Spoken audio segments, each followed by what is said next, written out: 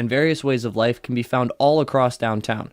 One community, though, has been struggling to find its place in the city for over 50 years since city planners destroyed their primary neighborhood. Reporter Aiden Singh has the insight.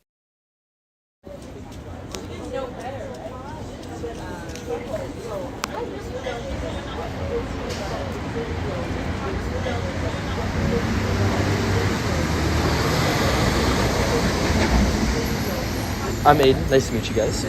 I wanted to ask you, do you know about the historical importance of the land that we're currently on, like this strip of area right here? I'm afraid I have no idea. I've never heard that before in my life. I don't think so. No idea? No. I understand that it was a black neighborhood that got displaced. I'm not sure it Not does. entirely, no. I Why don't think you that- educate us? Isn't Jimi Hendrix got a little thing because he lived here with his mom at some point or something like that? Unfortunately, most Vancouverites can relate to this lack of knowledge about the history of the area. Hogan's Alley was the local name for Parks Alley, an ethnically diverse area located between Union and Pryor Streets that has been referred to as both the first and last Vancouver neighborhood with a concentrated black community. If you've ever walked the Strathcona area in Vancouver, like these individuals, you almost certainly wouldn't know about it today. That's because in 1970, the neighborhood was all but bulldozed for the Georgia viaducts, which were a part of a larger freeway that was never completed. Well, I would say the general public is still coming into awareness of the history. As you say, most people are not aware that there's a Hogan's Alley and what that community was or where it was. Or when it was. That's Siobhan Barker, Director of Community Care for the area, and one of the first volunteers at the Hogan's Alley Society, a nonprofit committed to daylighting the history of Hogan's Alley and the presence of the historical black community in Vancouver. We got the opportunity to talk to the Executive Director of the Society, Shaka Blay. I first learned about Hogan's Alley, it was back in 2016 or 2017. And I was in Vancouver for work and the opportunity to listen to a presentation by a community member about Hogan's Alley.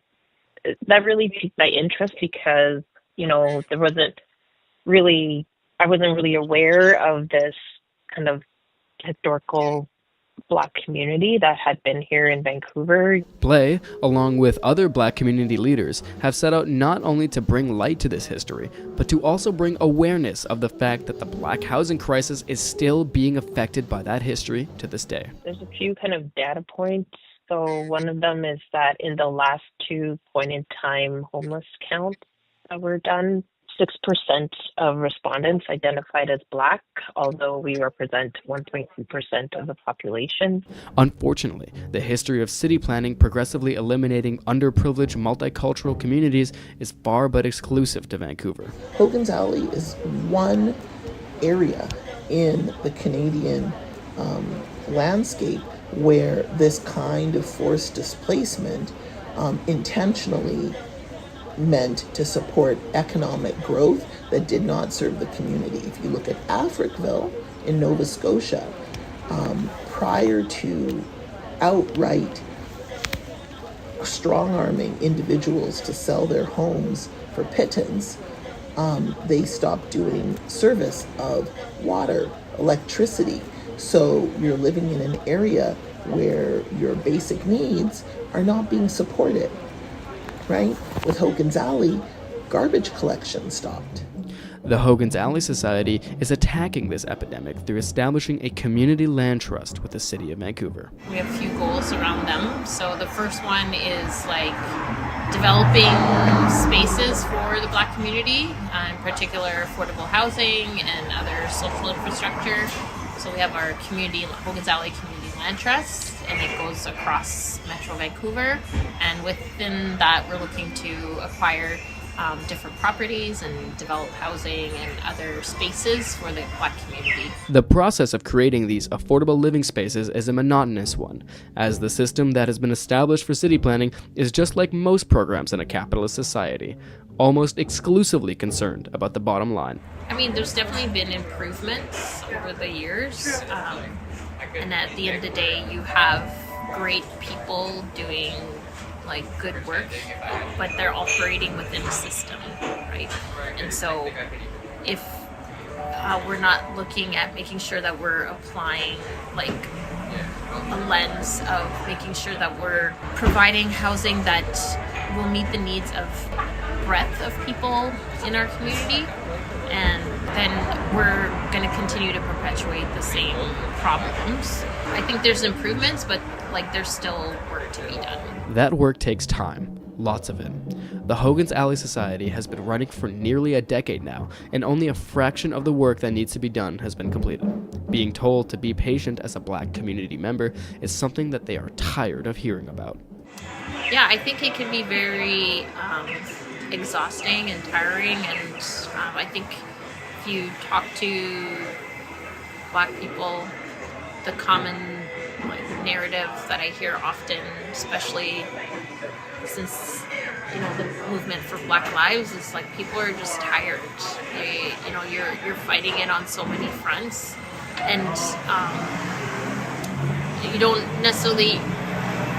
Sometimes you don't even know that that's what's happening, right? Like the microaggressions that you're experiencing on a day-to-day basis in your workplace, at school, with people in the street, going into the store, that you're constantly having to fight to be recognized, to be acknowledged, and in some cases to be recognized as a human being that's worthy.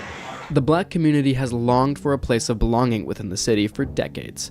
The Hogan's Alley Society's guiding principle is to create that environment for the Black community, not unlike other multicultural areas in Vancouver. We want to have buildings and spaces that people can actually go to, and that people will, that it'll be a destination that will attract people. So the same way that Chinatown, people will travel to come to Chinatown because they know that they can find the foods, the products, that they want. They can hear their languages. They can be connecting with some of their community. I think I would add that having a thriving community in Vancouver is beneficial for everyone. It's not just about Black community members doing well. It's an opportunity for the rest of the Vancouver and surrounding community to tap into ingenuity and creativity and resourcefulness of Black and Caribbean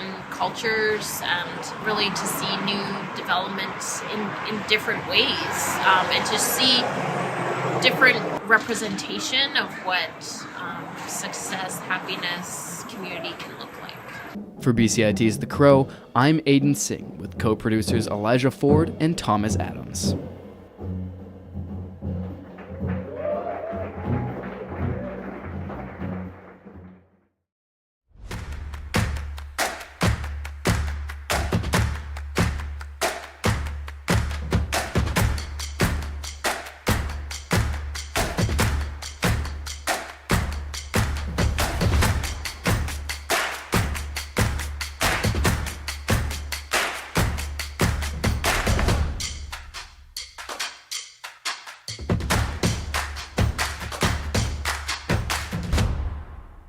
Everything is changing to digital. Everything is online.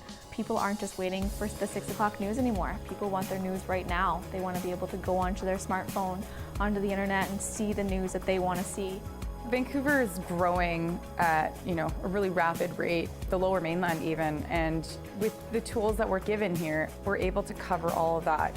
Welcome to BCIT Magazine. I'm Radhika Sikakane. In the program, they really leave it up to you. I mean, the help is there when you need it, figuring out how to use the programs like Premiere, Audition, and figuring out how to use the cameras. But it's up to you to sort of experiment and figure out what you can do when you go out in the field. They brought candles and flowers to remember the student who lost her life yesterday. Theresa May says the international community condemns Moscow. They really make sure that you know the basics and you are able to put out a quality product. I'm Brady Tretnero. And I'm Radhika Sikakane. Thank you for tuning in to BCIT Magazine.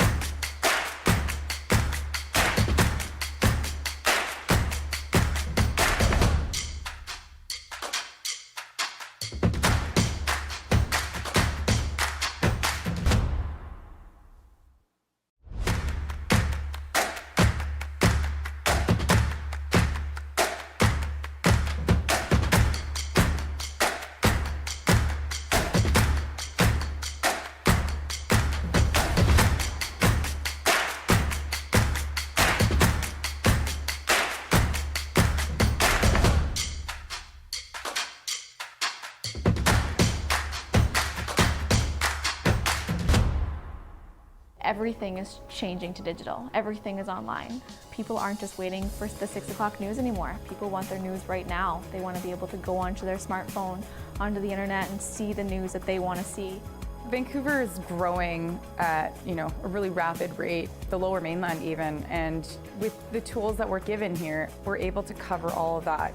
Welcome to BCIT Magazine. I'm Radhika Sikakane. In the program, they really leave it.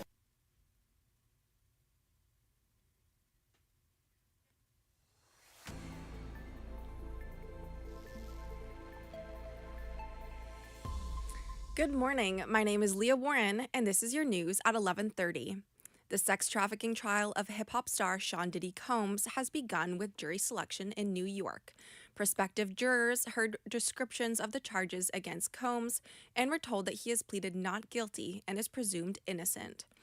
Prospective prosecutors say Combs coerced women into participating in sex acts with prostitutes during drug-fueled parties. They say he used violence and threats to keep his victims compliant and silent. Lawyers for Combs say the sex was consensual. Combs has pleaded not guilty to charges including racketeering, conspiracy, and bringing sex workers across state lines. The trial is expected to last at least 8 weeks. Staying in the U.S., President Trump took to social media over the weekend to say that he would like to reopen Alcatraz, a once maximum security prison that housed some of America's most notorious criminals. The prison, however, has been closed since the 1960s. Alex Stone with ABC News has more. For decades, school children have taken field trips alongside tourist Alcatraz to see a crumbling prison with a storied history that closed in 1963 because of the extreme cost. The building's falling victim to age, run by the National Park Service now. Reopening it could be in the billions of dollars, and staffing the island and getting adequate running water and waste out to it would be a feat. ABC News contributor Elizabeth Newman served in the first Trump administration and says it's a good headline, but he has a lot of ideas. People will go off and study them, then they'll come back with the facts, and usually it gets dropped at that stage. Alex Stone, ABC News. Along with reopening a prison, Trump threatened to tariff foreign-made films. The Republican said Sunday that he will slap 100% tariffs on any and all movies coming into the U.S. that are produced overseas. Despite the threat, it's unclear how any such tariff on international productions could be implemented. Commenting on the confusion in a press conference earlier this morning, Premier David Eby told people in the film industry not to panic. How BC will be impacted is yet to be seen. Despite the uncertainty in the industry, a local Vancouver film festival continues on. Caroline Doyle tells us more about the event. The Run and Gun Short Film Festival takes place on Friday, the 16th of May. Participants write, create, film, and edit all within a 48-hour period. To keep it honest, they use different elements that have to be incorporated into their projects. This fast-paced race has created 897 short films. It allows for filmmakers, talent, and crew to showcase their work outside of a traditional film circuit and within an unpredictable film industry. It harbors community building over one common factor: the love for cinema. Caroline Doyle, BCIT News. In more local news, Tim Hortons is serving up a new set of breakfast boxes with a side of star power. The cafe chain has partnered with Deadpool star Ryan Reynolds on scrambled egg-based boxes. Food marketer Joanne MacArthur says it's a good pairing. Ryan Reynolds, excellent choice. His personality or persona, I think, matches well with Tim Hortons. We know that breakfast has been the hardest hit for QSRs with hybrid working, so this makes sense to me to come up with a box that's a different portable option versus just a breakfast sandwich. The Reynolds boxes contain 2 scrambled eggs, hash browns, chipotle sauce, and either bacon strips or sausage crumbles. May is Jewish Heritage Month, and Vancouver's Jewish Community Center is raising awareness around Jewish culture through history and celebrations. Reporter Emma Bolsner explores the different events occurring at the center and what they mean to the community. The Jewish Community Center highlights their Heritage Month every year, but this year will look a little different. Through music, Israeli dance, and food, the Community Center will be offering events all month long. Hila Olian, the Senior Director of Programs at the Jewish Community Center, has more on their celebrations. we've had different festivals. They've sort of highlighted different parts of Jewish culture over a previous number of years. But this one will be our first official festival of Jewish culture. We have really brought it all together. There are events taking place every week leading up to the giant festivity on May 25th. Emma Bolsner, BCIT News. I'm Leah Warren, and this is BCIT's The Crow.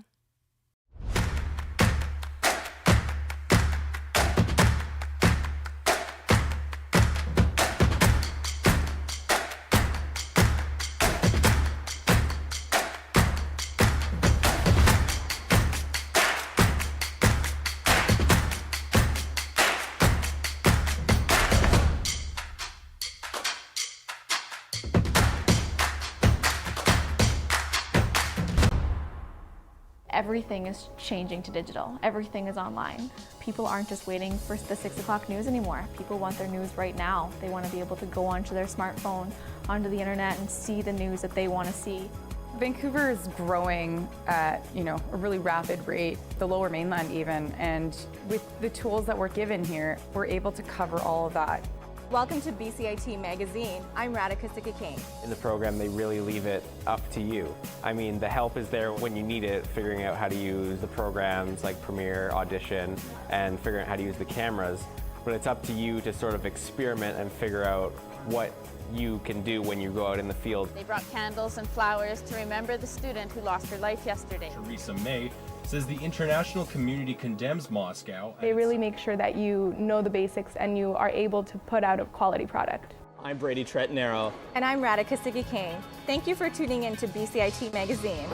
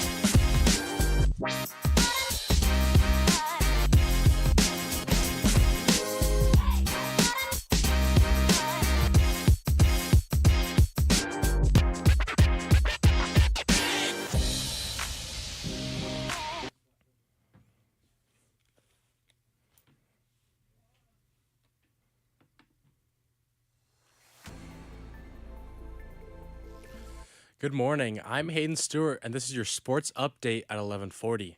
In hockey, captain Adam Lowry scored at 16:10 of the second overtime, and the Winnipeg Jets capped off a remarkable Game 7 comeback with a 4-3 win at home over the visiting St. Louis Blues Sunday night. The Jets rallied for 2 goals in the last 2 minutes of regulation time, including Cole Perfetti's tying goal with just 3 seconds left, to force the game to overtime. Lowry says it was a wild game. To score 2 with the goalie out and, just have life and, Fets to really bring the building to its feet, with 1.5 seconds left, it was incredible. The Jets will face the Dallas Stars starting Wednesday at home in the team's first postseason meeting. The Maple Leafs open the second round of the Stanley Cup playoffs today against the Florida Panthers. Toronto head coach Craig Berube says his team is ready for what the toughest nails defending Stanley Cup champs bring. We got to go out and be physical ourselves. We got to initiate as much as possible. And you're going to get banged around, and they're going to come, and they're going to hit, and they're going to do all, that's just part of it. Toronto beat Ottawa in 6 games in the first round to move on in the postseason for just the second time since 2004. 2023 was the last time the Panthers and Maple Leafs played each other in the playoffs, with the Panthers winning in 5 games. A woman who prosecutors allege was sexually assaulted by 5 former members of Canada's World Junior Hockey team is set to continue testifying at their trial today. The woman, who could not be identified under a publication ban, told the court last week that she felt drunk and not fully aware of her surroundings at the London, Ontario bar, where she first encountered some of the accused on June 18, 2018.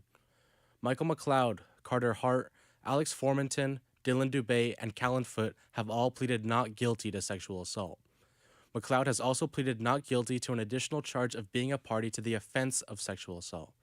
The charges relate to an encounter that took place at a hotel in downtown London later that night.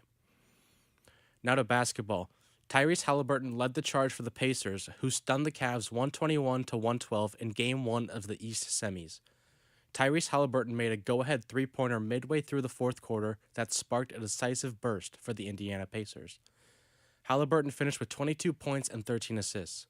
Andrew Nembhard added 23 points and made 5 three-pointers for the Pacers, who finished 19 of 36 from 3. Donovan Mitchell led Cleveland with 33 points. In football news, the Commanders are hosting the 2027 NFL Draft in Washington. A person familiar with the details told the Associated Press on Sunday. The person spoke on condition of anonymity because President Trump is set to make the announcement on Monday at the White House. Washington hosting the draft 2 years from now is the latest off-field victory for the Commanders, a week since they reached an agreement with the D.C. government to build a stadium on the old RFK site. That is still pending council approval. In baseball, the Toronto Blue Jays lost another close game against the Cleveland Guardians yesterday afternoon, losing 5-4. The Blue Jays are off to another slow start this season. With a record of just 16-18 and in 4th place in the American League East, they need their star players to start playing like stars.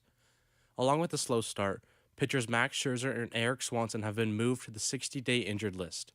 Scherzer only pitched 3 innings for the team before re-injuring his thumb.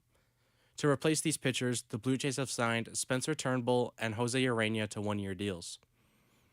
Aaron Judge is off to an incredible start this season. Through 34 games, he has a .423 batting average and an OPS of .1287. Many are asking the question of if he can hit over 400 for the entire season. The last player to have an average of 400 in a season was Ted Williams in 1941, when his batting average was .406. Although, Williams only struck out 27 times in the whole season, while Judge had already struck out 31 times this season. In soccer, Inter Milan and Barcelona are tied 3-3 in their Champions League semifinal matchup. The second and final game is set to be played tomorrow at 12 p.m. in Milan, Italy. Paris Saint-Germain holds a 1-goal advantage over Arsenal in their semifinal matchup. The second and final game of their series is Wednesday at 12 p.m. in Paris, France. That has been your sports update at 11:40. I'm Hayden Stewart, and you are listening to BCIT's The Crow.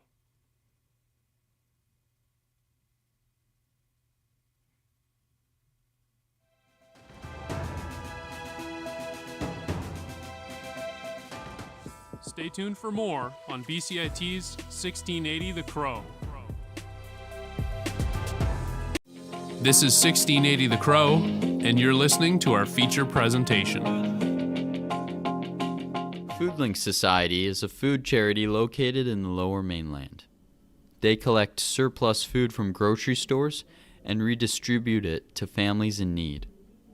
Their mission is to enhance food security across Metro Vancouver while also eliminating excess food waste. They are the largest food redistribution charity in all of BC.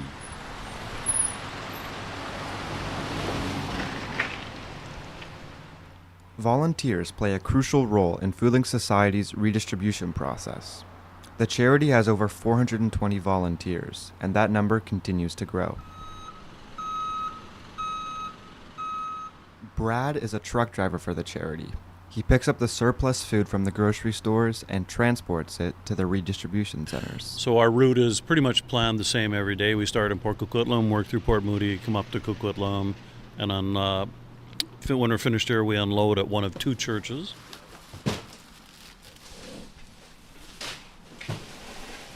FoodLink collects food from grocers that are unsold and close to their expiry date that are ready to be thrown in the trash.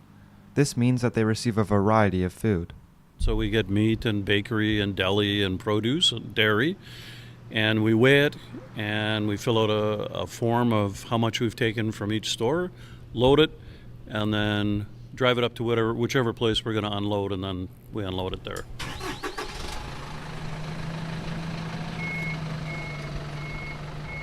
I'm incredibly respectful of the people who started this organization.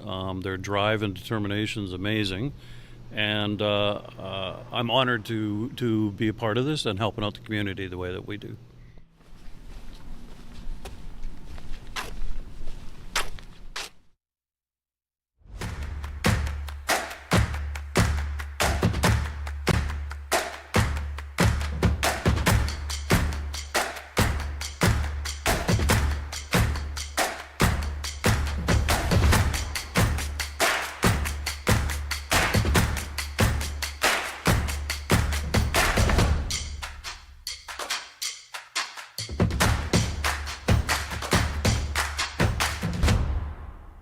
Everything is changing to digital. Everything is online. People aren't just waiting for the 6 o'clock news anymore. People want their news right now. They want to be able to go onto their smartphone, onto the internet, and see the news that they want to see.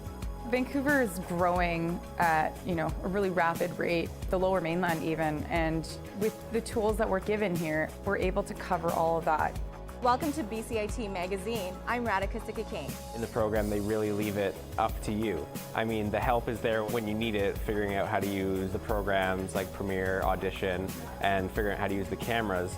But it's up to you to sort of experiment and figure out what you can do when you go out in the field. They brought candles and flowers to remember the student who lost her life yesterday. Theresa May says the international community condemns Moscow. They really make sure that you know the basics and you are able to put out a quality product. I'm Brady Tretnero. And I'm Radhika Sikki-King. Thank you for tuning in to BCIT Magazine.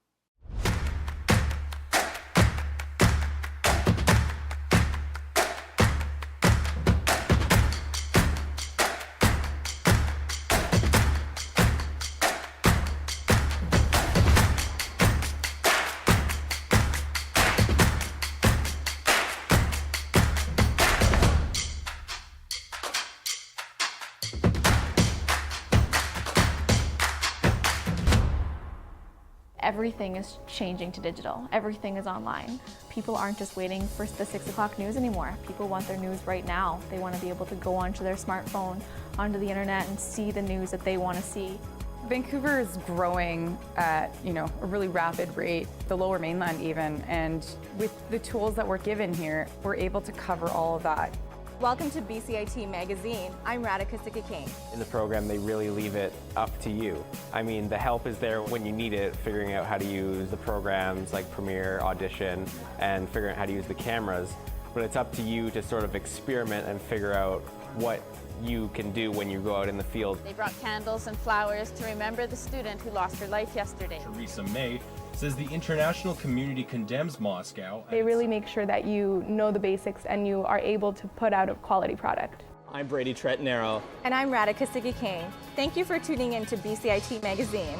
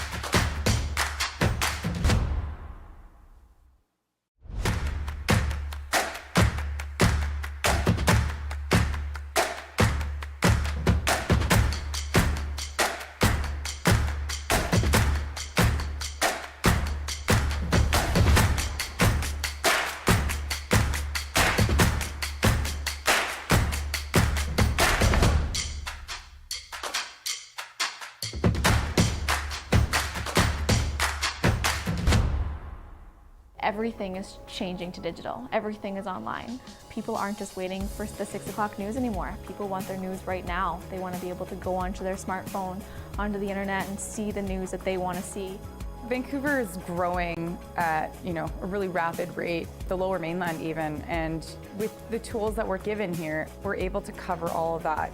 Welcome to BCIT Magazine. I'm Radhika Sikki-King. In the program, they really leave it up to you. I mean, the help is there when you need it, figuring out how to use the programs like Premiere, Audition, and figuring out how to use the cameras. But it's up to you to sort of experiment and figure out what you can do when you go out in the field. They brought candles and flowers to remember the student who lost her life yesterday. Theresa May says the international community condemns Moscow. They really make sure that you know the basics and you are able to put out a quality product. I'm Brady Tretanero. And I'm Radhika Sikki-King. Thank you for tuning in to BCIT Magazine.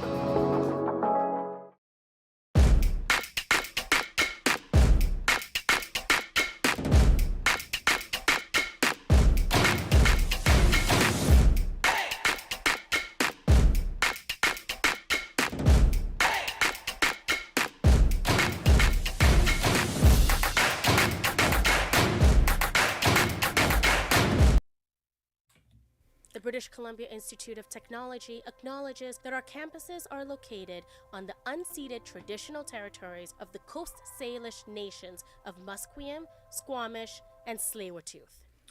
Good afternoon. You're listening to BCIT's The Crow. I'm Kai Garcia, and these are your news headlines at noon.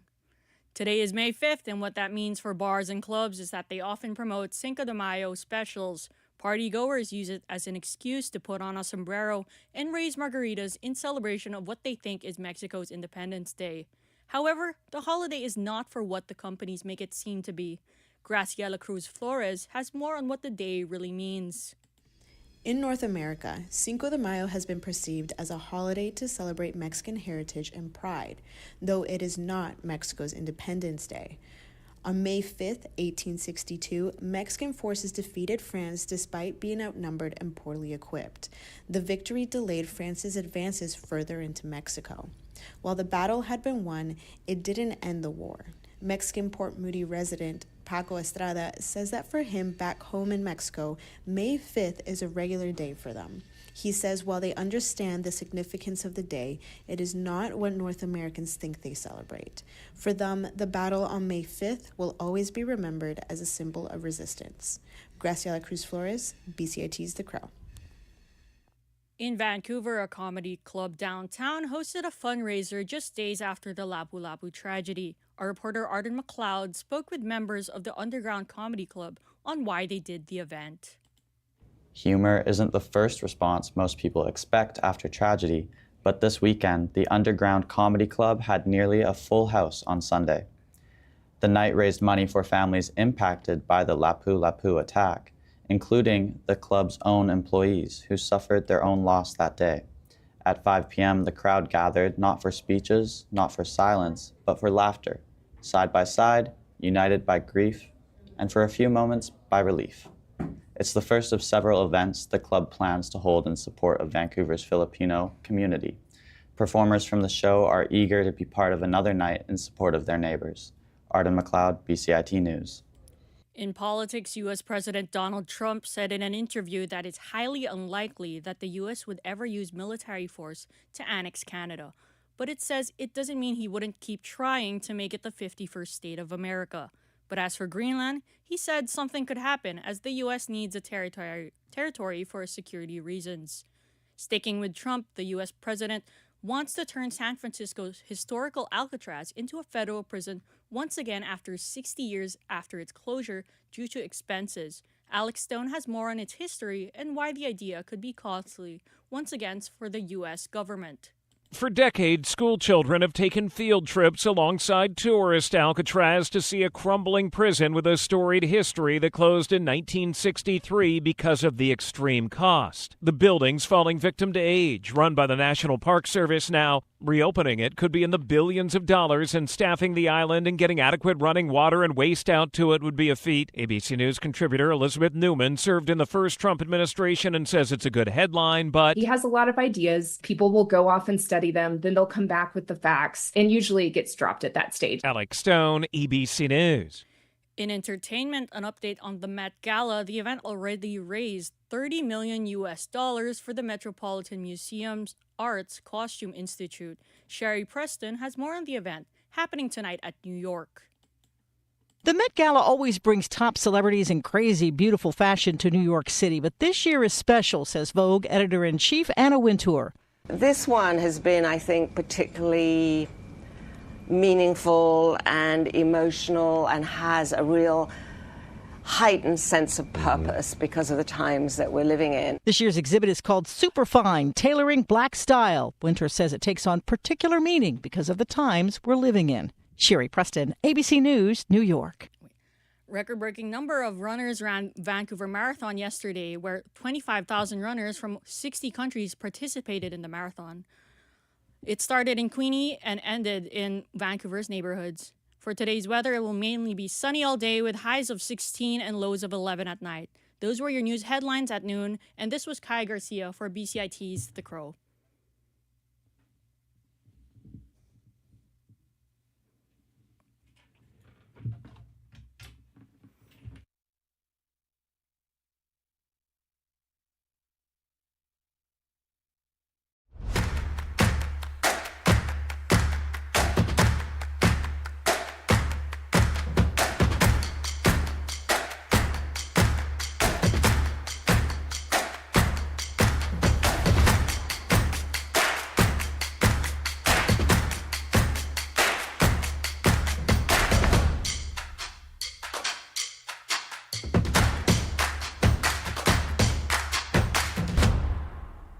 Everything is changing to digital. Everything is online.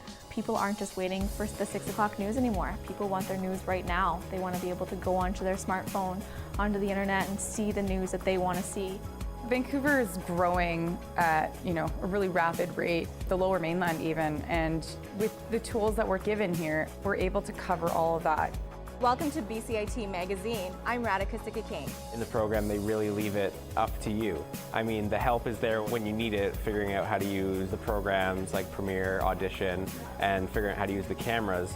But it's up to you to sort of experiment and figure out what you can do when you go out in the field. They brought candles and flowers to remember the student who lost her life yesterday. Theresa May says the international community condemns Moscow. They really make sure that you know the basics and you are able to put out a quality product.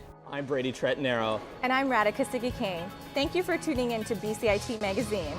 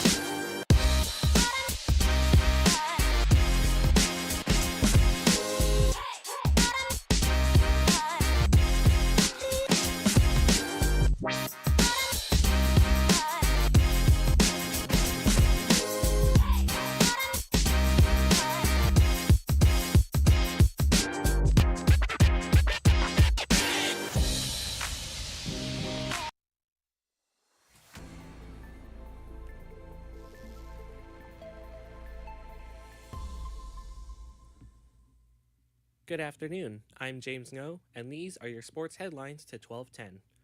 The trial of the 5 Hockey Canada members accused of sexual assault continued Monday morning. The woman, who goes by EM, told the jury that back in June 2018, she had a consensual sexual encounter with Michael McLeod at his hotel room in London, Ontario. Afterwards, McLeod allegedly invited some of his teammates into their room while EM was in the bathroom. She said that the men had her lay down on a bedsheet as they discussed what kind of sexual acts they wanted to perform. McLeod, as well as teammates Dylan Dubé, Callum Foote, Alex Formanton, and Carter Hart, previously pleaded not guilty to sexual assault at the start of the trial. All 5 were members of the 2018 Canada World Junior Hockey Team and were in town to celebrate their gold medal win. The court has been told that the initial sexual encounter with McLeod is not part of the trial. The Winnipeg Jets defeated the St. Louis Blues in Game 7 to advance to the second round of the NHL playoffs. Despite being down 3-1 with just 2 minutes left, the Jets rallied to score 2 goals and send the game into overtime, including a game-tying goal with just 2 seconds remaining. Jets captain Adam Lowry said that the 2 goals brought energy back into the building. To score 2 with the goalie out and, just have life and, Fets to really bring the building to its feet, with 1.5 seconds left, it was incredible. The game ended in double overtime when Lowry himself tipped the puck past goaltender Jordan Binnington for the game-winning goal. The Jets will host the Dallas Stars for Game 1 on Wednesday. The Toronto Maple Leafs will host the defending champion Florida Panthers tonight to start the second round of the NHL playoffs. This will be a rematch of the 2023 Stanley Cup playoffs, where the Leafs lost to the Panthers in 5 games. That Panthers team went on to play in the Stanley Cup Finals. Head coach Craig Berube said that the Leafs are ready for the physical style Florida plays with. We got to go out and be physical ourselves. We got to initiate as much as possible. And you're going to get banged around, and they're going to come, and they're going to hit, and they're going to do all, that's just part of it. Game 1 will start at 5 p.m. 2 more NBA games are scheduled later today. At 4 p.m., the New York Knicks will travel to Boston to play the defending champion Celtics. The Celtics won all 4 games of in the regular season against the Knicks and hope to continue that trend into the series. Then, at 6:30, the league-best Oklahoma City Thunder hosts the Denver Nuggets. The Thunder are well-rested after sweeping the Memphis Grizzlies in Round 1, while the Nuggets had to win Game 7 against the Los Angeles Clippers to make it. Both teams feature Canadian stars in Nuggets guard Jamal Murray and Thunder guard Shai Gilgeous-Alexander. The Toronto Blue Jays have signed pitchers Spencer Turnbull and Jose Urena to major league contracts. Both players had spent time in both bullpen and starting rotation roles last season. The move comes as pitchers Max Scherzer and Eric Swanson have been placed on the 60-day injured list. The Blue Jays are coming off a series loss to the Guardians, which included a 3-0 lead in the 8th inning, falling apart at the hands of Daniel Schneemann. Swung on and blasted! High, deep to right! Gone! How about that? Oh, what a celebration! Awaiting him in the first base dugout, and the Guardians stunned on the sellout crowd and lead it 5-3. The Blue Jays start a 3-game series against the Angels tomorrow at 6:30. Some baseball action this evening as well, as the Seattle Mariners host the Athletics. The Mariners lead the AL West Division with a 20-13 record, but the A's are only 2 games back after a surprisingly hot start. Bryce Miller takes the mound for the Mariners, while Luis Severino gets the nod for the Athletics. The game is scheduled for tonight at 7 p.m. In Formula One, Oscar Piastri won his 4th race of the year in the Miami Grand Prix. The 24-year-old now leads all drivers with 131 points, with fellow teammate Lando Norris close behind at 115. McLaren now leads the Constructors' Championship handily with 246 points. The next race is the Emilia-Romagna Grand Prix, scheduled for May 16th to 18th. That's all for now. Thank you for listening. Once again, I'm James Ngo, and you're listening to BCIT's The Crow.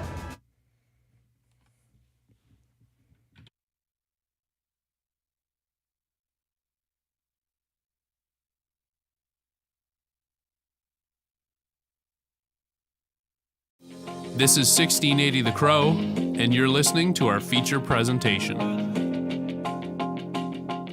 British Columbia's coastline is situated along 2 tectonic plates, which makes it susceptible to earthquakes and tsunamis. In 1964, an earthquake near Alaska sent a tsunami to Vancouver Island, impacting Clayoquot Sound. Our reporter Arden McLeod takes us to the island to speak to witnesses. 10:35 arrival.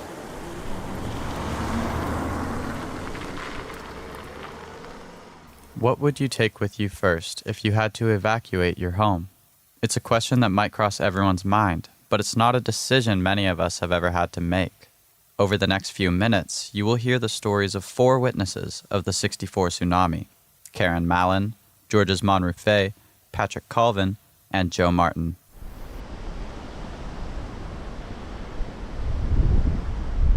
It was dark out, it was a full moon, and my mom gave me my coat. It was green. It's funny the things you remember. It was green with a sheepskin lining.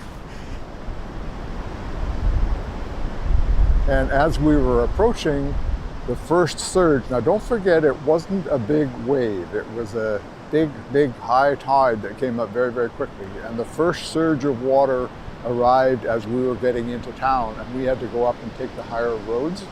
And when we arrived down at the ship, the surge had gone out, so the ship was actually just about sitting on the bottom.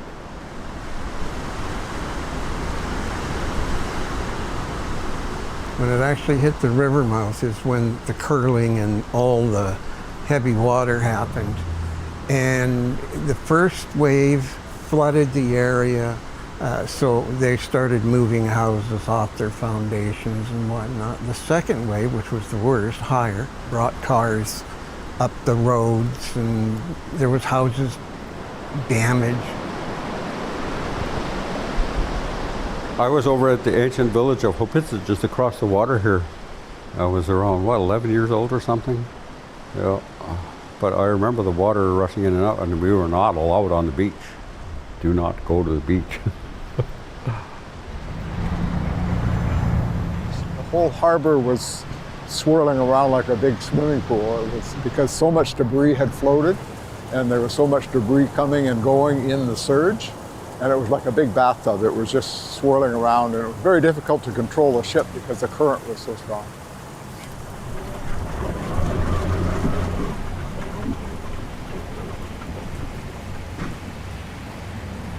So I remember seeing one boat that was tied up against the dock, and you see it roll away like that, and went, ooh, it's holy. The water came in and just smashed it.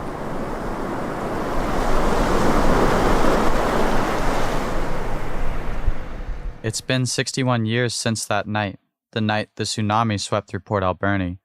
Although memories of the tsunami come from an older generation, Tofino counselor Kat Thomas says current and future generations can gain from their shared experience.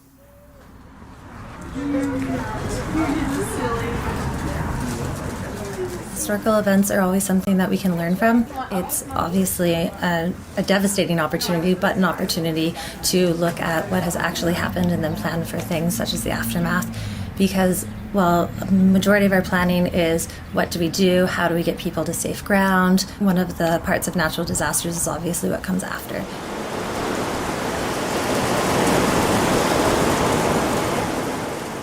There have been numerous emergency alerts and evacuations on the island since 1964. Jeff Johnson used to broadcast for the Tough radio station in Tofino and was broadcasting during a potential emergency situation. There's a kind of a false narrative that there was no tsunami here in 2011 for that, and there actually was. We saw it was low tide at 7 a.m. that morning, and thank God it was, because we went from low tide to high tide in a few minutes, maybe 10 times over from 7 a.m. to 9 a.m. Thinking in Japan at the time, 20,000 people died, and the most earthquake-prepared modern economy in the world, and we got a stick with a speaker on it. I think as far as our resources really are, as far as preparedness goes, maybe 20% of town is signed up to get a text message sometimes. Like, I don't know.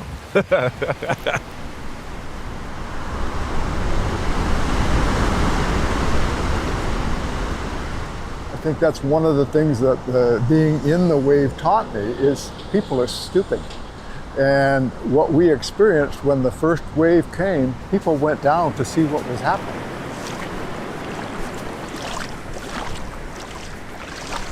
And since the big wave happened in 1964, we've had warnings of waves, and people do the same thing again. That's the human nature.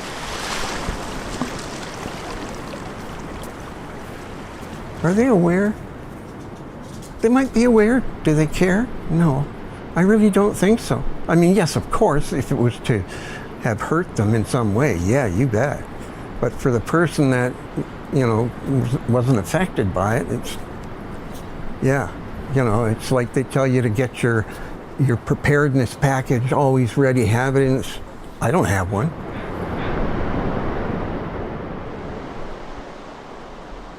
It does kind of put you into a mode of wonder. You're not, I don't think I ever felt really scared, but you're just kind of, oh God, does this mean we're going to have to, evacuate everything? Is it going to be all mucky and dirty again? That's why I like to carve dugout canoes. You can do stuff with them.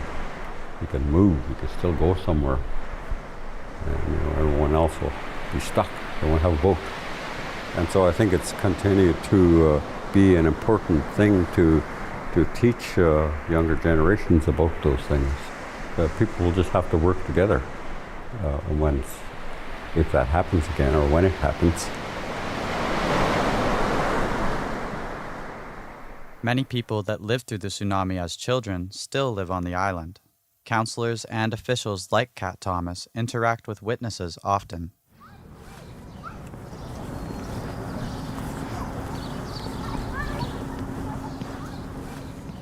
We are talking to people almost on a regular basis that have had this once-in-a-lifetime event happen to them, and it kind of really triggers that awareness of, okay, well, a once-in-a-lifetime event could happen here.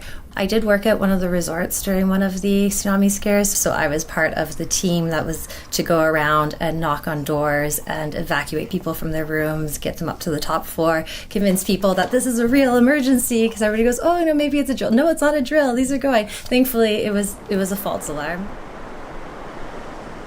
Being here, it's so beautiful, but something can happen. And it is actually one of the reasons why I am very concerned about food security in regards to the natural disasters, which will happen.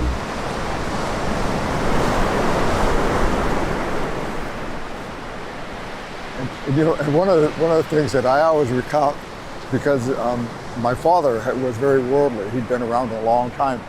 He said to me, as that wave happened, and I always remember this, he said, from now on, nothing will be normal. And that stuck with me.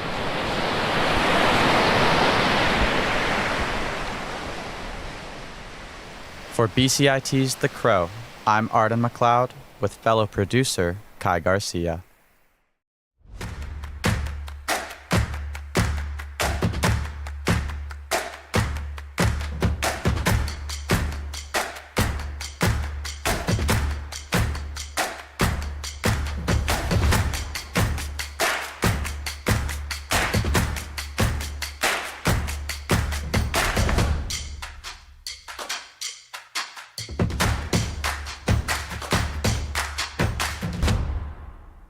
everything is changing to digital. Everything is online.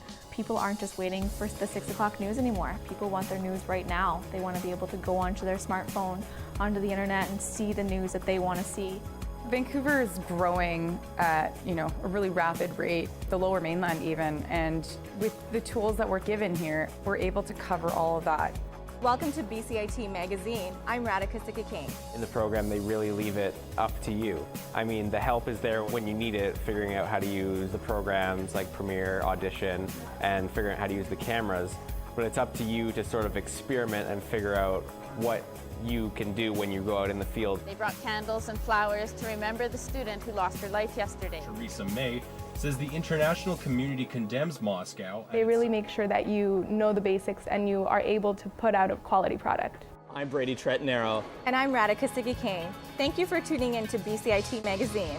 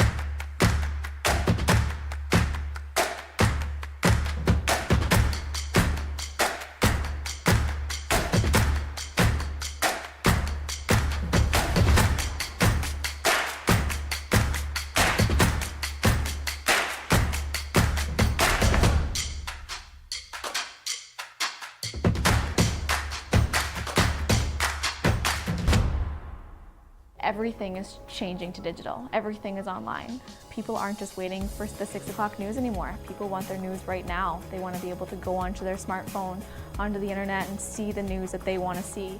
Vancouver is growing at, a really rapid rate, the Lower Mainland even, and with the tools that we're given here, we're able to cover all of that. Welcome to BCIT Magazine.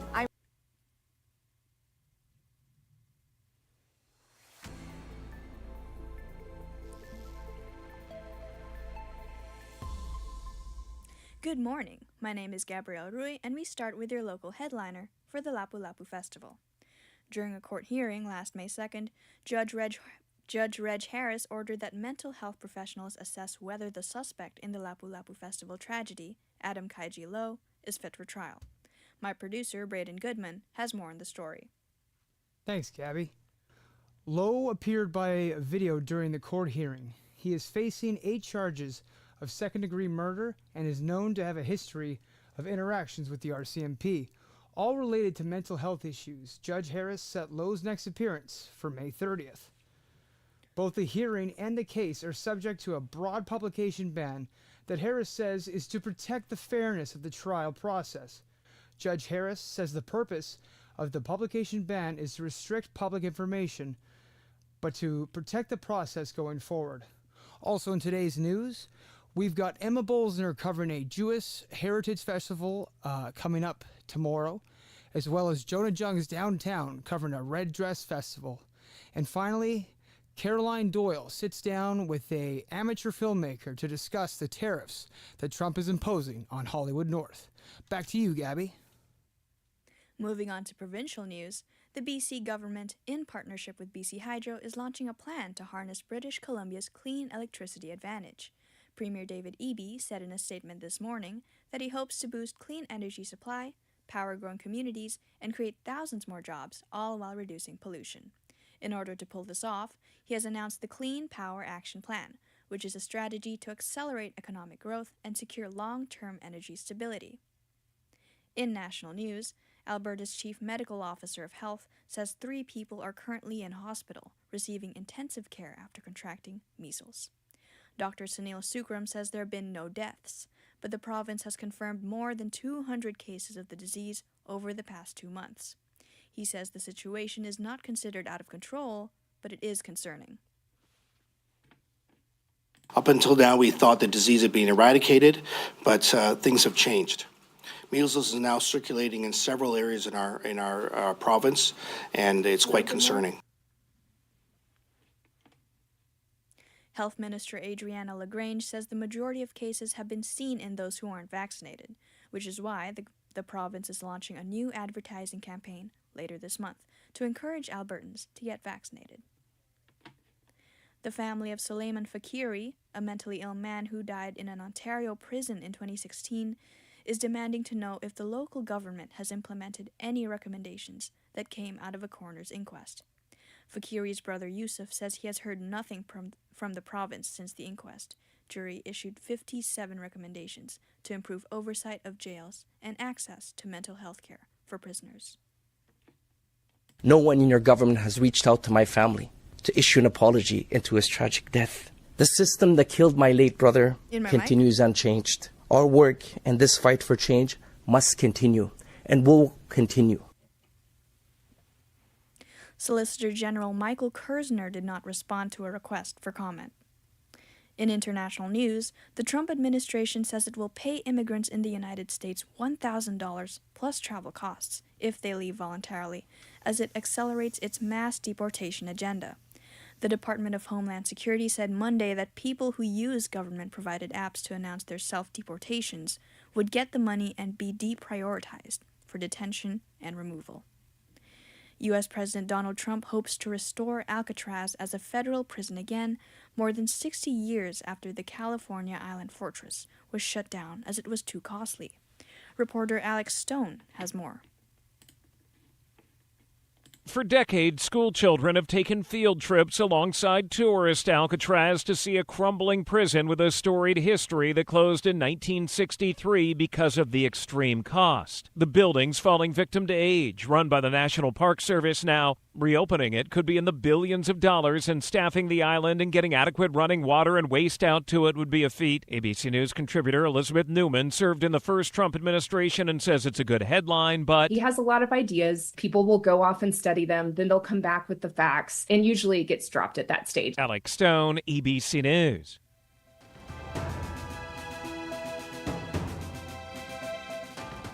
Stay tuned for more on BCIT.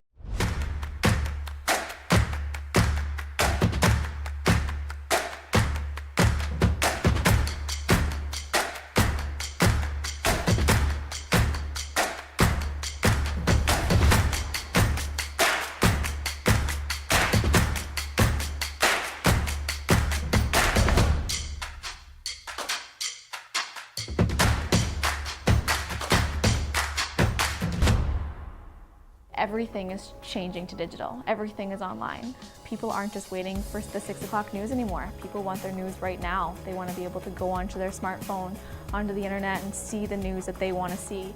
Vancouver is growing at, a really rapid rate, the Lower Mainland even, and with the tools that we're given here, we're able to cover all of that. Welcome to BCIT Magazine. I'm Radhika Sikki-King. In the program, they really leave it up to you. I mean, the help is there when you need it, figuring out how to use the programs like Premiere, Audition, and figuring out how to use the cameras. But it's up to you to sort of experiment and figure out what you can do when you go out in the field. They brought candles and flowers to remember the student who lost her life yesterday. Theresa May says the international community condemns Moscow. They really make sure that you know the basics and you are able to put out a quality product. I'm Brady Tretanero. And I'm Radhika Sikki-King. Thank you for tuning in to BCIT Magazine.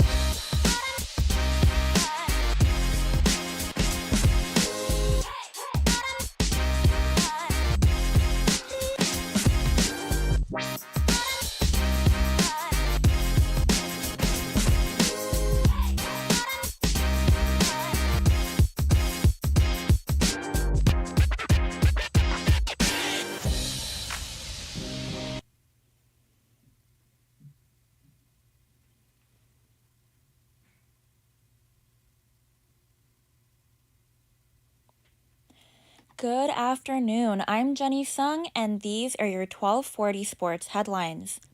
3 out of the 5 Canadian teams in the NHL playoffs this year advanced to the second round. The Winnipeg Jets advanced to round 2 after last night's win 4-3 in double overtime against the St. Louis Blues. To score 2 with the goalie out and, just have life and, Fets to really bring the building to its feet, with 1.5 seconds left, it was incredible. The Edmonton Oilers face off against the Vegas Golden Knights for Game 1 tomorrow evening at 6:30 Pacific Time in Sin City. The Toronto Maple Leafs already punched their ticket last week and are ready to face off against the Florida Panthers for Game 1 of the second round. Toronto is coming off a 7-game series victory against the regional rivals, the Ottawa Senators, while the Panthers won the Battle of Florida in 6 against the Tampa Bay Lightning.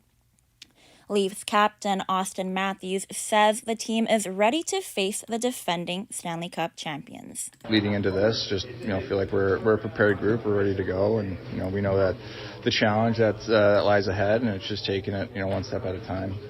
The game is tonight at 5:30 p.m. The NHL Draft Lottery is happening tonight, and we will find out which team will be getting the overall number 1 pick. The San Jose Sharks are at the top of the list, sitting at over a 25% chance to get first pick overall, while the Chicago Blackhawks have the second highest odds, which would mark the second straight year the team would be awarded the first overall selection. The Vancouver Canucks are looking like they will get the 15th pick this year. It was just announced that Sidney Crosby will be joining Team Canada at the 2025 Men's World Hockey Championships. This will be Crosby's 3rd time representing Team Canada, first in 2006, then 2015, and now 2025. Marc-Andre Fleury confirmed at a Minnesota Wild press conference today that he will be joining Crosby on Team Canada. The World Championships will be held May 9th to 25th in Herning, Denmark, and Stockholm, Sweden. The PWHL playoffs are taking off right now, and the playoff series between Montreal Victoire and Ottawa Charge begin this Thursday in Quebec. Last month, the Hockey Canada sexual assault trial started and is still ongoing, but a mistrial led to a temporary pause in the case. The former junior hockey players Alex Formanton, Michael McLeod, Carter Hart, Dylan Dubé, and Callan Foote have pleaded not guilty to the charges of the alleged incident that happened back in 2018. Michael McLeod additionally pleaded not guilty to another charge of being a party to the offense of the sexual assault. A new jury was picked after the mistrial, and the former hockey players will be back on the stand in court Monday. The Blue Jays just signed both right-handers Spencer Turnbull and Jose Urena to 1-year MLB contracts. The Toronto Blue Jays play against the Los Angeles Angels tomorrow evening at 6:38 Pacific Standard Time. The Blue Jays are currently 3rd in the American League East. The Golden State Warriors advanced to the second round after their win against the Houston Rockets last night. Tonight, the Boston Celtics and the New York Knicks meet at 4 p.m. for Round 2, Game 1 of the NBA playoffs. The Vancouver Whitecaps are cruising through a 4-game win streak in the CONCACAF Champions Cup. The Whitecaps will be playing Cruz Azul in the Cup final on June 1st in Mexico City. Vancouver looks to become the first team in the tournament's single-match history to win away from home, and the winning team of the CONCACAF Champions Cup will move on to the 2025 FIFA Intercontinental Cup, who will then qualify for the 2029 FIFA Club World Cup. This was your 1240 Sports Update. I'm Jenny Sung, and you're listening to BCIT's The Crow.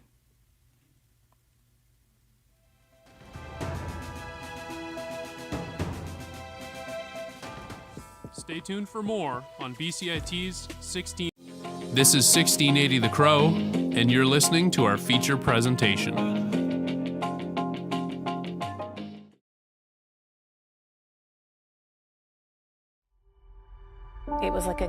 charge, which to me is ridiculous. I was shocked. Because it was more than just, the shock of someone passing away. I did not think that something like this could happen.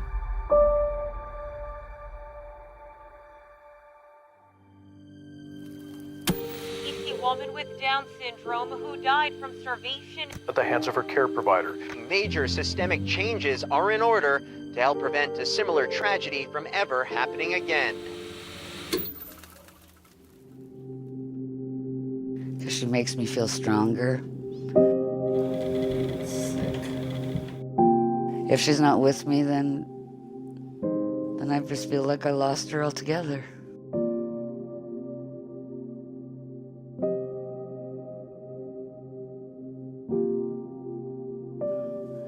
And I don't want to forget her, so I just keep it with me.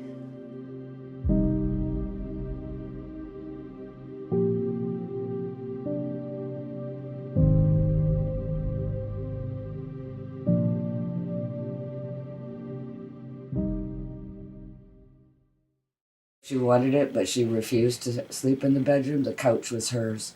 And if she decided she was tired, everybody had to get out of the living room. Because if she loved you, she loved you. If she didn't like you, you would know it. She would always, if she met you, she would ask if she could hug you. When she was here, she would hit on my husband and go, "Hi, Randy." Oh, sweet. She was boy crazy. Like when she would swim at the Special Olympics, she would follow the camera guy around and end up having his camera around her neck. Yeah, she was just sweet, but she could be very grumpy. First, I just, I was just crying really sad. I couldn't believe it.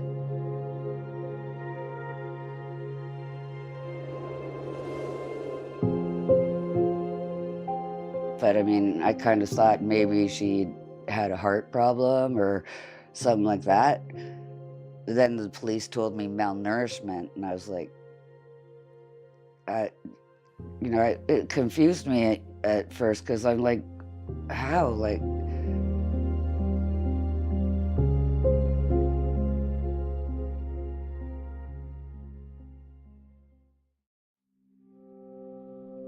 it was sad. A mattress on the floor. It looked dirty. There was urine stains and whatnot on the carpet next to the bed. It was a really small little round table with one chair at it where her meals would get brought to her, I guess. I think back a lot and I feel guilty for not making a scene about it. I don't know. Everybody failed Florence, and I feel like I did too. I can feel you hesitating. All the thunderstorms inside your head. When you start to forget what they sound like.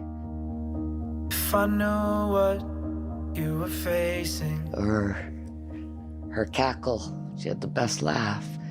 I'd say just come rest your head. And when you can't hear it anymore. Yeah, I don't like that. To feel this way.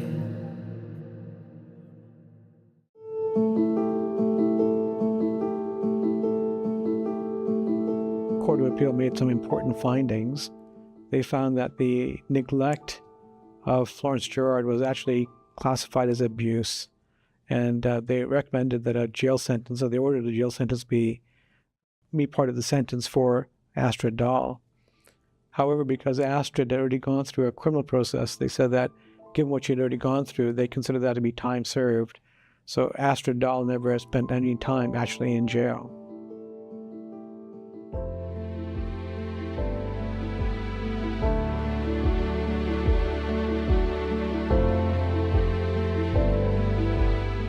I then pushed to say, let's have a coroner's inquest to make recommendations to make sure that this doesn't happen again.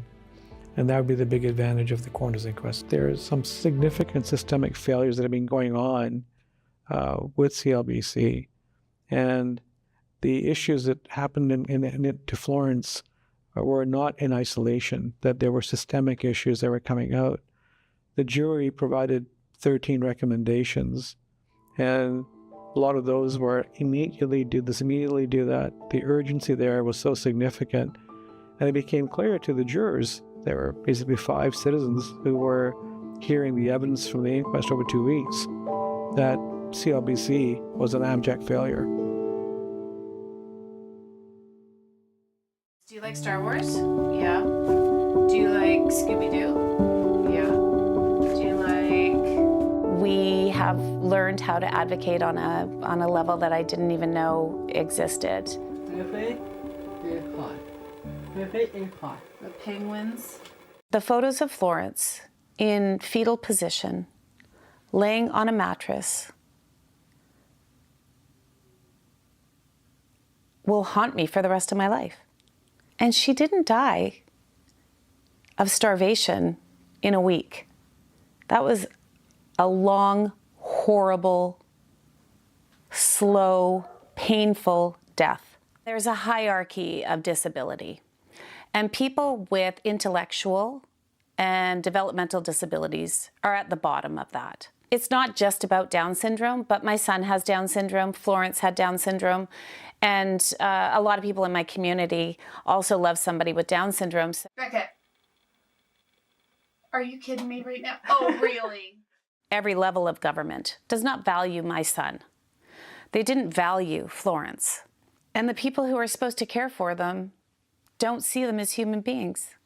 Because if they did, Florence wouldn't have died of starvation. And Florence is not the only person to die in government care. And she won't be the last one until we change everything.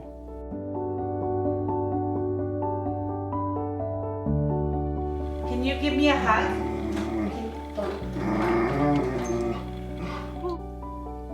We need to stop what we're doing and we need to rebuild it.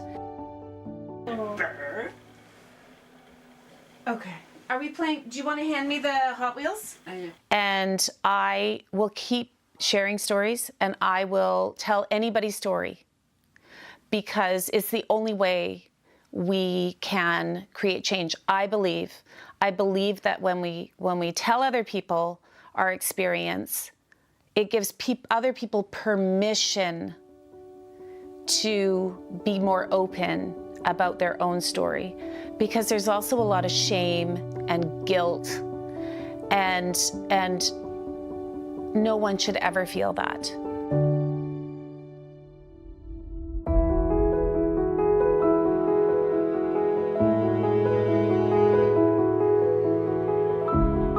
She's the most snuggliest girl I ever met. What a compliment. So Sarah is a very joyful, curious, friendly individual. She's always really liked being around people. She loves to play. Physical play, she loves wrestling around, running around, being chased, you know, like any young person, right? Before I finally found. Which one is your favorite High School Musical movie? 1, 2, or 3? All of them. Do you have a favorite song? But we're all in this together, of course. Of course. I love myself. Tell me why. Because I love myself. Good. What about yourself do you love? Well, I love being with my friends and classmates and my parents. I've been thinking about being a psychologist because I really want to help some adults and families who have kids with a disability or any other disability they might have. How's school for you right now?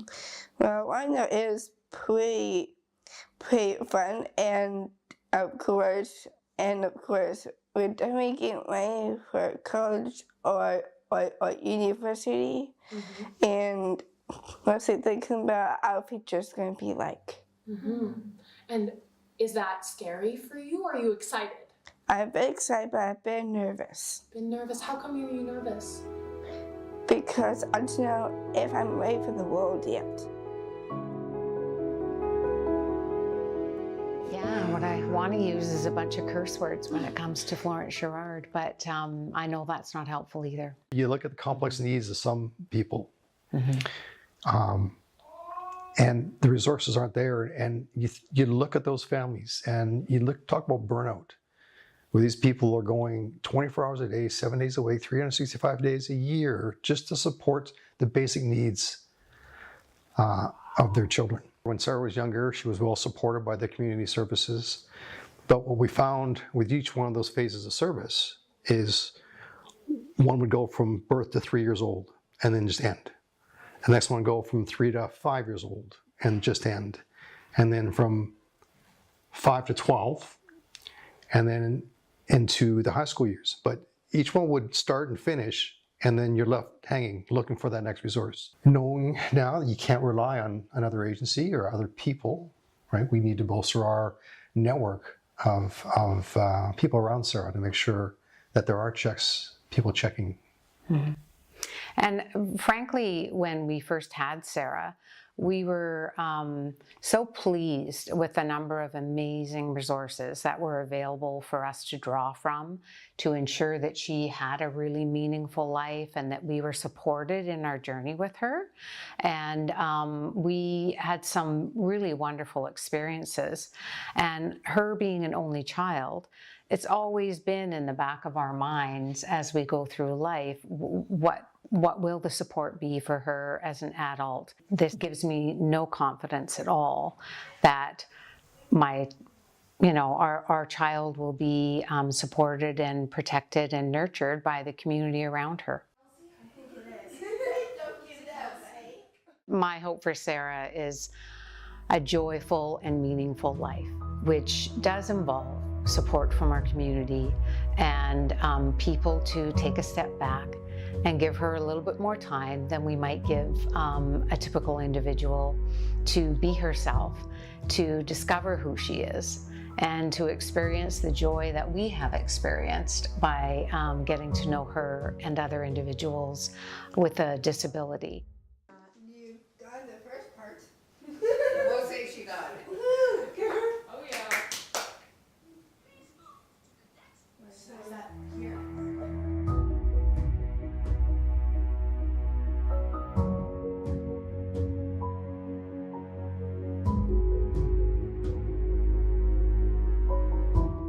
I think the first thing that has to be done is we need to stop segregating everybody. Everybody has value. We're all different, and that's a good thing. We also need to get out of this scarcity model. There is enough for everyone. There really is. And then the other thing is we need to allow families to support their loved ones. I know that our advocacy is not done. Girls just want to have funding for Down syndrome. Well, if you don't try, there will be more Florences. The hope is on a go forward that momentum will continue on. Funding shouldn't be a problem. Funding should be the top priority before paychecks. And the inquest changed everything. So opening our minds that normal isn't one way. Give them the quality of life that they deserve. I think makes us all a little bit kinder and better. No one should ever feel like they're in this alone. No one will accept them, but then how can we support them better?